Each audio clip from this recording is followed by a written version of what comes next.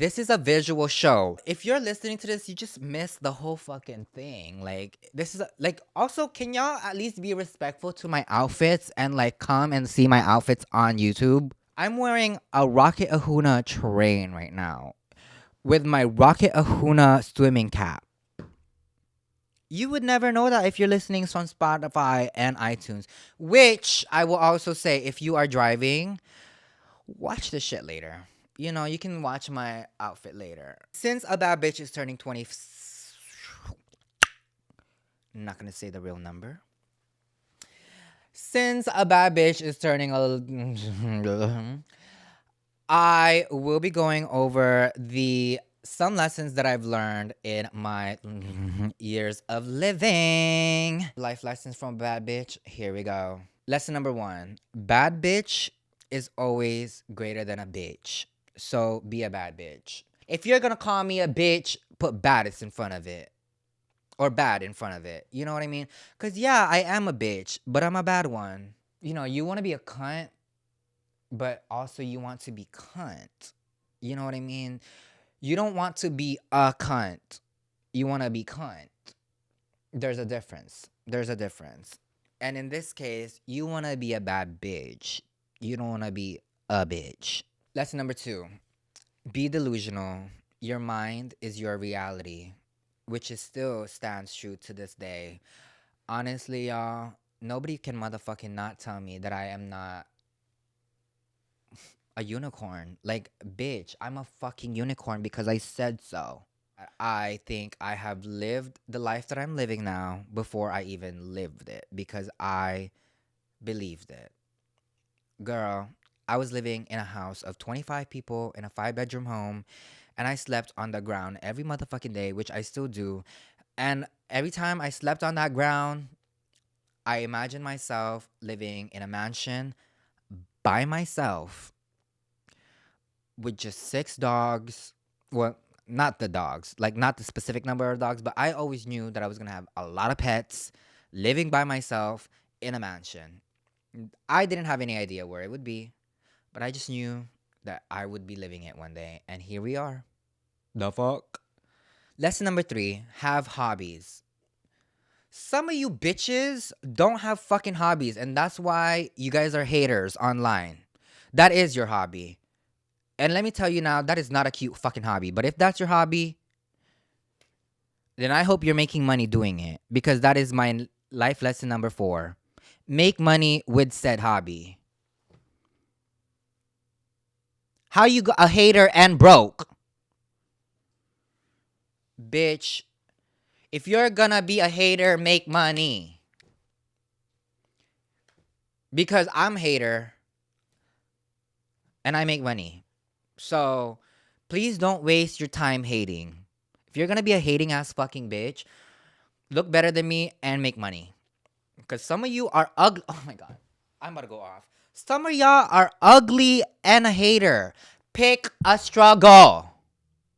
Bitch, you can't be a hater and ugly because, girl, anything that comes out of your fucking mouth, I will not take seriously. Because, bitch, you could be saying something that actually, you know, calling me out, but I will never take you seriously.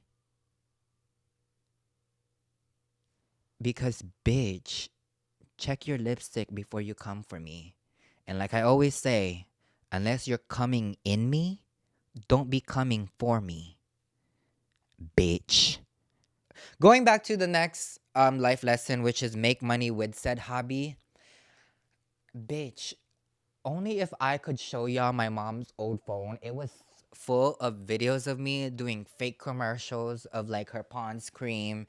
Like I would just, you know, I always wanted to make videos, even if the internet didn't exist, you guys, I literally feel like I would still be fucking taking my mom's phone and making fake commercials with it, making fake vlogs in it, because that was my hobby. Like I knew that anything that had to involved with production or creativity, video making, I knew it was for me.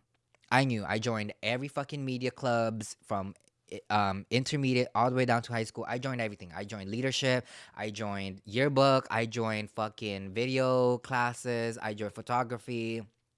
You named it, I fucking did it because I knew that I was going to excel anything that had to do with cameras and technology. And here I am making money doing so, girl. Number 5, surround yourself with like minded people. You know, they don't even have to really be like minded like you. Surround yourself also with people who think differently than you, but not in a sense where they're evil or like very like condescending, or like people that just like draw your energy. Surround yourself with people that fuel your energy, that charges your energy, and is like your energy. That's what I meant. I'm very picky with, especially when it comes to Bretman Rock's world. I'm not very picky when it comes to like my personal life because girl, I make friends every fucking day. But when it comes to like my work and who I surround myself when it comes to my work, I'm very picky with. And thankfully, everyone that I work with or has worked with me have all fallen in my lap, and like people that are just I loved right away, like meeting instantly. And I don't know, and I don't mean to be like those people that are like, I just know energy when I see it. But I really feel like I know when I'm gonna love someone by just the first 10 seconds of meeting them, you know? And I'm pretty sure I'm not like, I hope I'm not sounding like, oh, I'm so unique, like, girl, like, I know when people are fake, but like, I just really feel like everyone kind of has that thing in them where you just know when you're like, we were friends in our past fucking lives and we're gonna be friends now too. So yeah, surround yourself by those people that makes you feel good about yourself and also just makes you keep going in life. Period. And honestly, personal, sometimes it's not family. Sometimes it's chosen families. And that's valid too. Period. Lesson number 6, girl, pay your fucking taxes. That has to be in there, bitch. Bitch, pay your fucking taxes. I will not expand. I will not go in depth. But mama. Oh, wait. In depth and in depth. Girl. I will not go in depth and in depth. Because I do pay my motherfucking taxes every year. Because, mama, Miss Uncle Sam, you ain't about to fucking catch me slipping, bitch. And also because I'm not a U.S. citizen, I already said that last episode, but like, girl, I cannot be sent back home. I have not made enough money yet. I can't retire yet. Pay your taxes, people, because there's only two things Americans cannot avoid, which is death and taxes. Period. Unless you're listening from a country that doesn't have to pay taxes, then girl, scratch this. And let me know where you live, because, girl, let me retire there. Take care of other life, like plants and animal. I really feel like I was made to put in this world to take care. And sometimes I don't really think it's really to take care of people. I think I was put into this world to take care of other lives, like plants and animals. I have, well, if my HOA is listening, I only have 20 chickens. Winky face emoji with 20 chicken emojis. I only have 6 dogs. I have 6 tortoises, 1 turtle, 1 fish. And I'm surrounded by all of these amazing plants that were hand-picked, hand-planted, and hand-watered by yours truly, Bretman Rock, and my brother. And I really feel like that is why I feel like even on those days where I don't feel like I accomplished anything, at least I fed my dogs today. At least my chickens are fed. At least my grass is green. You know what I mean? Yeah, and I think those are like really small things that I feel like I take advantage of. Like the fact that I can take care of all these animals. And like you already know the ego Leo in me is like sometimes I be watching my chickens and my fucking dogs eat and I'm like, yeah, you fuckers would be dead without me, bitch. I am very much, in fact, your queen. I wear the crown in this fucking relationship. I just be watching them eat like, yeah, eat that up, gobble that up. That's my heart, sweat, and tears right there. That is from all the ad reads that I be doing on the baddest radio right there. Y'all eating up. Cock a motherfucking doodle doo, bitch. So yeah. The 10th lesson is always go back to childhood and heal. This is something that I learned in therapy. When I was doing therapy, shout out to my therapist. I do also need to go back to therapy. Hopefully, this podcast doesn't send me back to therapy. But also, I hope it encourages me to also go back to therapy for the better. You know what I mean? Not send me to therapy for the bad things. But, anyways, always go back to childhood and heal. I really feel like a lot of my content that I'm making nowadays is really just a love letter to my childhood.